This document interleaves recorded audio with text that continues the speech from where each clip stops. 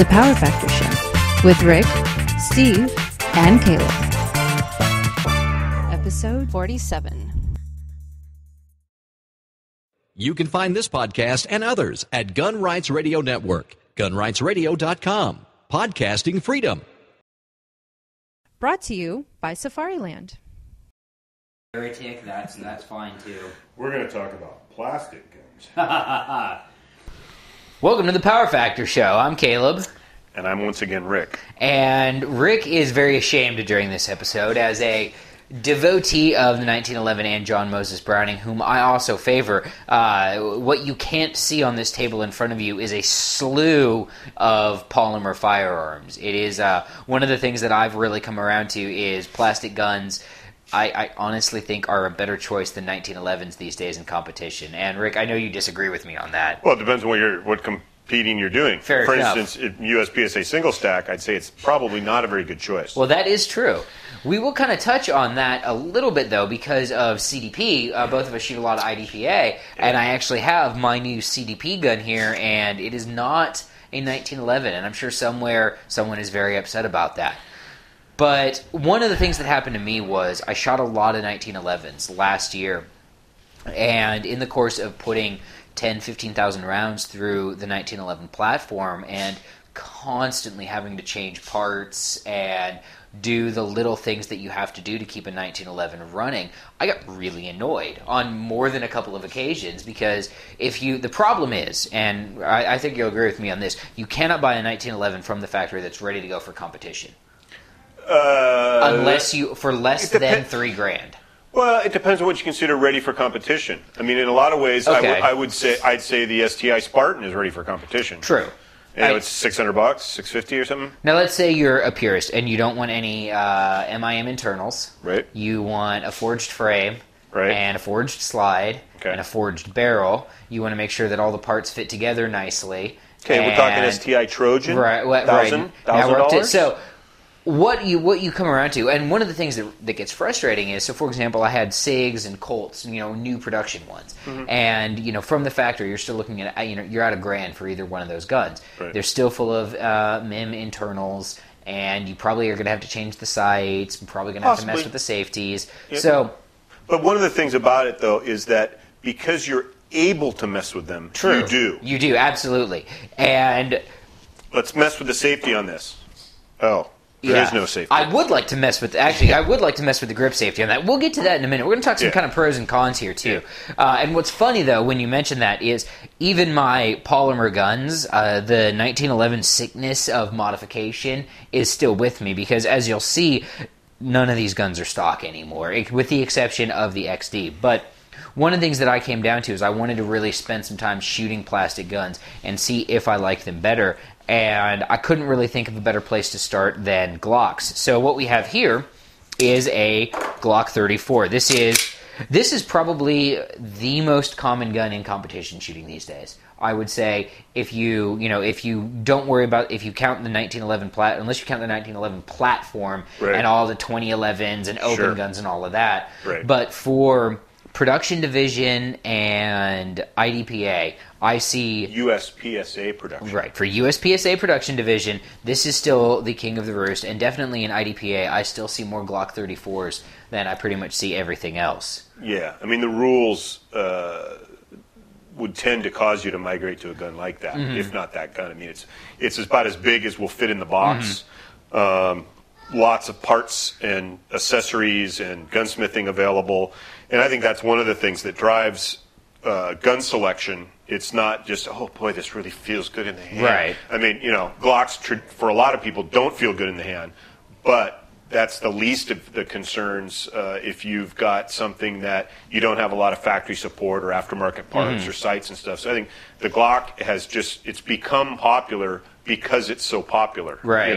Well, and one of the neat things about the Glock platform especially is the ubiquity of it. With a 1911, you can build a 1911 from the ground up with parts that are, from all kinds of different manufacturers. And now, in this, modern technological era, you can do the same thing with a Glock. You can build a Glock, quote unquote, all the way from the ground up, from the frame to the barrel to all the little bits with parts that never came from Austria. So with this particular Glock, this is actually my 34, and our producer's sad because it's really dirty. I haven't cleaned this gun for maybe 10,000 rounds, but it still runs real great. I wipe it out every now and then, maybe throw some brake cleaner on it. The Glock from the factory does not look like this gun. This has obviously had some changes done to it, and these are things that I do recommend if you're going to run a 34 in IDPA competition.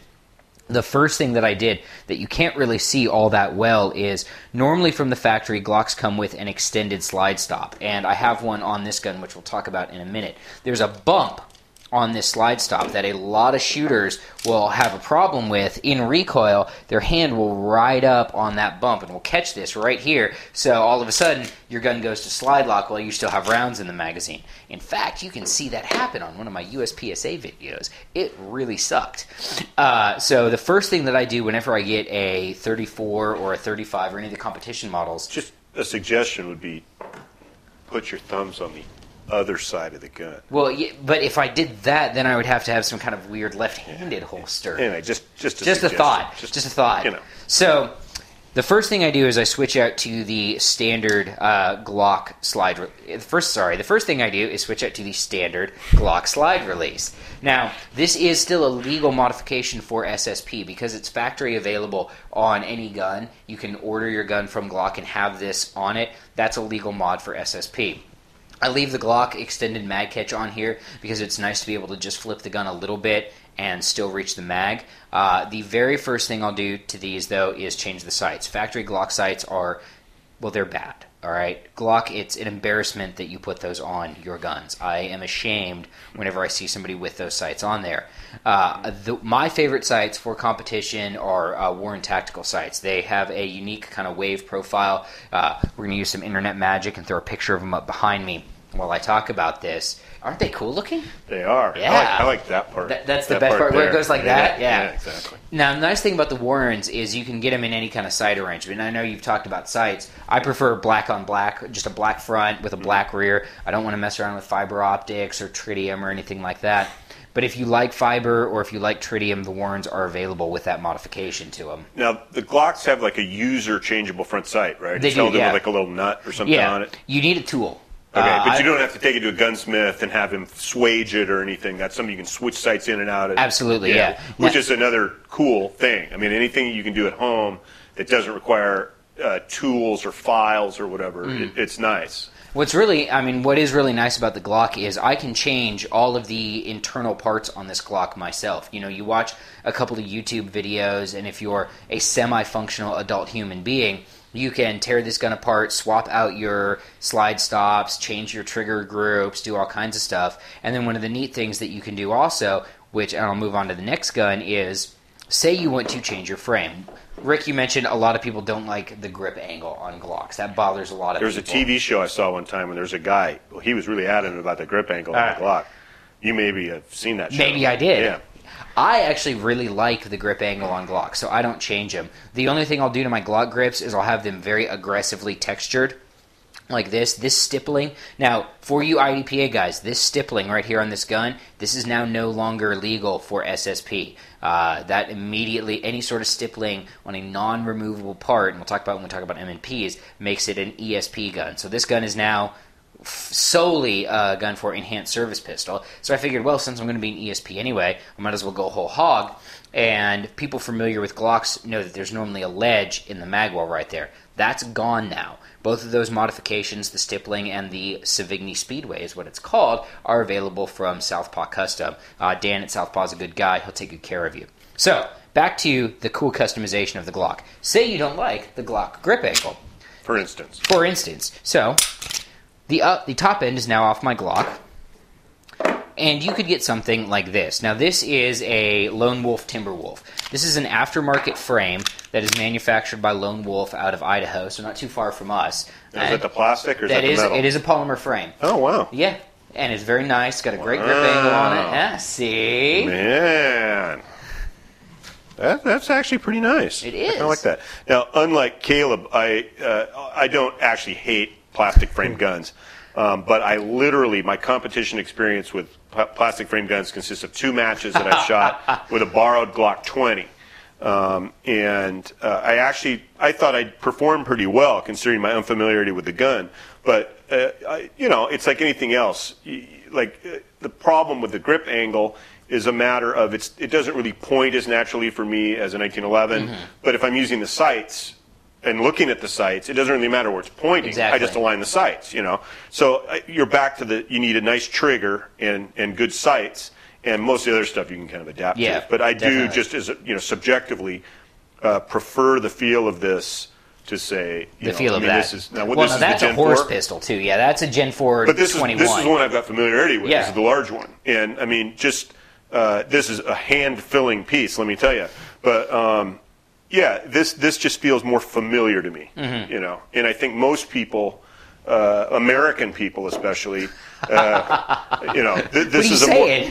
this is a more natural feel. I mean, I was reading about how Glock came up with the grip angle and the grip shape, and apparently they measured the hands of 100 Austrians, and it's supposed to be like the perfect average grip shape to suit the average person. Now, see, I can see that because I have slightly above average sized hands, and for me, when I pick up a Glock, it points very natural for me and forces me to adapt a more aggressive shooting stance, which I like. But one of the things that happens when you go for the average like that is how many people actually are average. The average, yeah. It fits the 10 people who are average, and the 90 people who aren't average, maybe it doesn't fit so well. Exactly. And so I think there's room for improvement in just about all of the plastic gun companies that used to have, here's our frame, and if it doesn't fit you, tough. And so essentially a lot of people were buying guns, I think, based on this one fits my hand, but that one doesn't. Right. Now they almost all have these interchangeable back straps, which is, of course, something that the 1911 featured 100 years ago. And you can just interchange the back strap if you got a small hand or a big hand. They've got varying amounts of straightness or bulginess. And so I think, it's no longer the case that you're shopping for the gun that feels good in the hand because you can, to a certain extent, modify the shape of it so that it fits a bit better. Yeah, absolutely. And one of the neat things about the aftermarket for Glocks is that you can do exactly that. Obviously Glock has released the Gen 4, which has the customizable back straps, but the size and of the frame hasn't really changed that much from gun to gun. So people who are uncomfortable with the angle of a Glock's grip are still probably not going to like it, which is why there are other options. You have your M&Ps, you have your XDs, and obviously 1911s. But if, say, you like the Glock platform, you like what it does. Well, what I have, again, this Timberwolf frame it's an all aftermarket frame made by Lone Wolf. Their website's lonewolfdist.com. Right now, I've got an Alexander Arms 22 kit on it. This is it just turned into my Steel Challenge training pistol. Eventually, these crappy Glock sights are going to come off it, and there's going to be a really cool red dot system on it. But I have to use my finger to touch the barrel to take this off because of the way it locks up with the gun. But once you do that, you get that, and then... So who makes that upper? The upper is made by... Come on. Oh, crap, it locked up. It's actually really hard to get this thing... Take out the slide stop. Ha-ha! Wait, I can't do that without the slide off the gun. Okay, so I was going to try to take that off, but apparently the Glock fairies didn't want me to do that. We're going to try it one more time. To pull it back just a little bit, and then press on the barrel. There it goes! Ah, like magic. Woo! Yeah, that's so the Alexander Arms has a slightly different fit to it. And we'll talk about this for a minute. This is a little 22 upper for Glocks. This will fit on my Glock 34 frame. If you have a 17, they also make one of these for 19s, and so the compacts, and they make one for the 20s and the 21s. So if you have the big Haas Glock, then you can get one of these for that as well. And you know what? It's great. I actually, if I were to use this as a serious training tool, what I'd recommend is getting the same sights on your 22 that you have on your competition gun or your carry gun. That way, when you bring it up and you look down it, you're looking at the same sight picture every time. If you saw the 22 conversion episode, you'd know that. Yeah. Yeah, you would. So go back and watch that episode. And then we're going to put all these Glocks together, and we'll be right back. So what you can do with the Timberwolf that Rick is pressing out right now, one of the neat things about it is you can, again, this all has Glock internals in it. You can get aftermarket internals for it. So if you want to get a Glockworks Fulcrum trigger and put it in there, you can do that. The back strap is interchangeable. It comes off. You can have a flat back strap. The magwell on mine is aluminum. That's an optional add-on as well. I got it because I shot this gun in ESP for a while with a Glock with a 34 upper on it. So here we're going to turn this from a 22 into an ESP legal. And how do I know it's ESP legal? Because I asked Robert Ray. An ESP legal handgun. There you go. Now you have an ESP legal gun, which has a much nicer grip angle for a lot of shooters. This will take standard Glock 17 mags in this mag well without any kind of modification to the mag. So unlike a lot of aftermarket mag wells that you get for polymer guns, you don't have to do anything to this to get it to work right. It just kind of goes together, and now you have a 5-inch gun that holds a boatload of rounds and has a pretty decent grip angle on it. And who makes the mag Lone well? Wolf makes the mag well as well. That's all an in-house part. Ha! Look, a convert! Now, Yes! it'd be nice if you could make this backstrap out of lead to change the balance so it felt more like a real gun. But yeah, actually, that's pretty nice. That actually feels pretty nice. Those do work pretty well. Well, a little bit more on the Glocks. The other Glock that I have here is brand new, to me anyways. I've only shot a few hundred rounds through it. This is a Gen 4 Glock 21. So, obviously, the Gen 4s have been out for a while. This is one of the big frame ones. They make these in 10mm and 45 ACP. So if you want an adult cartridge, this would be your Glock to get, the 10 or the 45. Now this is actually my new CDP gun. I have the sights set up exactly the same as they are on my other Glock, and I'll just be loading these giant horse mags to 9 rounds for CDP. But otherwise, not really a whole lot to say about this gun that I haven't already said about the other Glock. In a couple of weeks, I'm going to send it off to Southpaw Custom to have the same texturing and magwell added onto it because the texture on the grip kind of sucks. Now, when you texture the grip on that, you're not really compromising the versatility because you're probably not going to shoot a 45 in SSP Right. production anyway. Exactly. So you're still open for CDP, ESP. You could shoot, if you wanted to, USPSA limited 10. Yeah, But yeah, absolutely. like on a gun like a 17, you stipple it, you It you immediately lose one becomes division. ESP, yeah. But for a big frame 45 like that, It's still pretty much the same. Yeah. Now, one thing to note that in USPSA production, this gun is not legal for USPSA production. Now, the stippling job is. It's stippled in the areas that are legal for USPSA production. But what I had them do to this gun was they added a slight beaver tail. So if you look at the way the 34 and the 21 protrude, this doesn't really come out from the back of the slide. This actually does. It's set up so it has the same amount of beaver tail as the Timberwolf frame.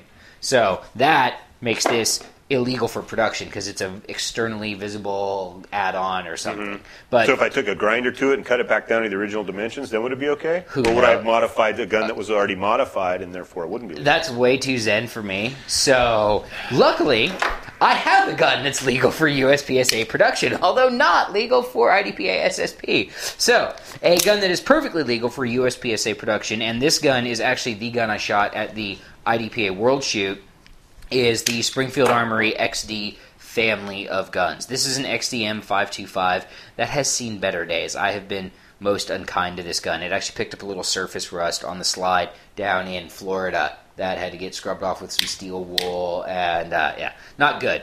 So, the XDs. If you had a polished blue finish on that, you'd be more likely to take good care of it. That's true. So the XDs they're good guns. Some guys don't like them. There's a couple of features on the XD that I'm not a huge fan of. The one that I really don't like is the grip safety. The reason I don't like this grip safety is, if you can see this, I'm not engaging the grip safety, and you can't rack the slide. So the slide locks up unless the grip safety is depressed. Now, I've got friends who work in the business of repairing firearms who have had to send guns back to Springfield with a round in the chamber because this was locked up and they couldn't get the gun open. Excuse me. They couldn't get the gun open to get the round out. In terms of sights, this gun has the best factory sights on any polymer gun that I've ever seen. It's got a great Bomar-style rear sight and a really nice fiber optic front sight. Works really well. And that's stock on that gun. Yeah, this stock on this gun. It's the only polymer gun I've ever bought that I haven't immediately changed the sights on. The other really kind of neat feature for this that is a total gamer feature that a lot of people won't appreciate is the location of the takedown lever. Now, this is really cool if you want to shoot really fast, because what happens is your support hand thumb, if you are right-handed, will lay right on top of this takedown lever, which then works, if you've seen an open gun, they call it a gas pedal, where you put your thumb right on top of that gas pedal, and this functions a lot like that for right-handed shooters. So I just lay my thumb on top of that, and it gives me very consistent recoil control. So you're pushing on behind the rotating point, so there's no chance of activating it. Exactly. Because the lever extends forward from where you've got your thumb on it. Okay. Yeah. The XD, the way this works is with the slide lock to the rear, you actually have to flip. With the slide lock to the rear, now turn it over for Rick, you then have to flip it up. So pushing down on it with your thumb won't do anything to it, okay. yeah. All right. So there's no danger of suddenly the slide coming off the front of my gun, which would be kind of sporty in a match. That would be a little scary. Yeah. So it's got ambi mag release? It does have an ambi mag release. Wow. The grip is textured from the factory. The one thing that I do not like very much about it is the rear slide serrations are not very deep. So if your hands are even a little bit slick and you grab those to try to do a fast mag rat. So if you do what I do with my Glocks and most of my other guns, where if I have to do a tap rack bang, I come over the top like this. And if I try to do that with that and my hands are slick, I'll end up cutting myself on that Bomar. Well, my hands aren't slick and it's not... Yeah. Your hands tend to slide around on that a little easy. Yeah. Now, the one polymer gun we don't have here right now that I wish I had is... VP70. Yeah. Yeah, because that would be really cool. No, not VP70. Okay, sorry. Or a USP. No, not a USP. Not an HKP30. Look, all right. Okay. I'm going to talk about HKs here for just a second. They are the best $600 gun that you pay $800 for. So that's how I feel about HKs. Oh, here comes the hate mail. No, yeah, maybe. What are you? Buddy of mine won. I think it's an FN. It's somewhat similar to a Glock, but I mean, what's the? Is anybody who has to actually buy their guns going to have something like that? No. I've seen 0 FN polymer guns. So FN's got 3 lines of polymer pistols. They have the FNP, the FNX, and the new FNS. The P and the X, follow me through this one, are all hammer-fired. So they're double-action, single-action, hammer-fired guns. Okay. All right. The S is striker-fired. Okay. I played with... S for striker, if you're trying to remember which is which. I played with an FNS that belonged to a member of Team FN at Bianchi Cup, and it was pretty cool. Had it been tricked out, or was it? Yeah. Okay. Yeah, it was not stock. The trigger had been worked on. It had new sights on it. A lot of things are on it. The FNP 45, which is their double-action, single-action 45 ACP, with the factory mags that it ships, doesn't fit in the IDPA box.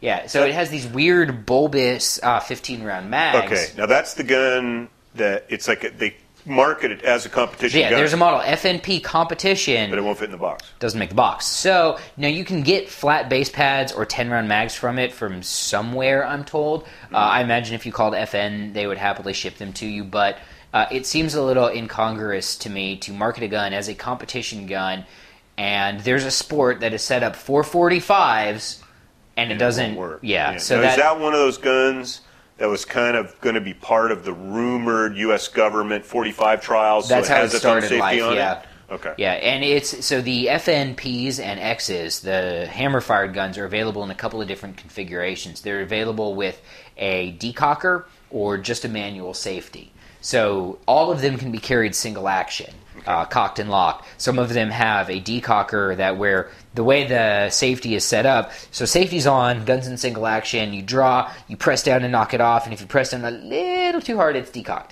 And now you've got a double action gun. So it's kind of there. I really like FN. I think they make some great products, and I have some good friends who shoot for Team FN, but the FNX and the FNP pistols were not designed to buy shooters. They're the kind of guns, and you see this a lot, guns that are designed by lawyers and not people who actually pull a lot of triggers. Well, it seems like FN's pistol development since 1935 has been pretty...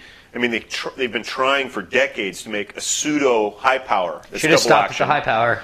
And they've made like 3 or 4 different versions, and none of them was really very successful. And now they've got the plastic frame series of guns, and compared to the other plastic frame guns, they don't seem very successful either. Not so much, no. So the other thing that you have is, now obviously the very popular, the HK pistols have a very dedicated and loyal following on the internet, and if you badmouth HKs, you will be beset upon by legions of HK fanboys. So bring it on.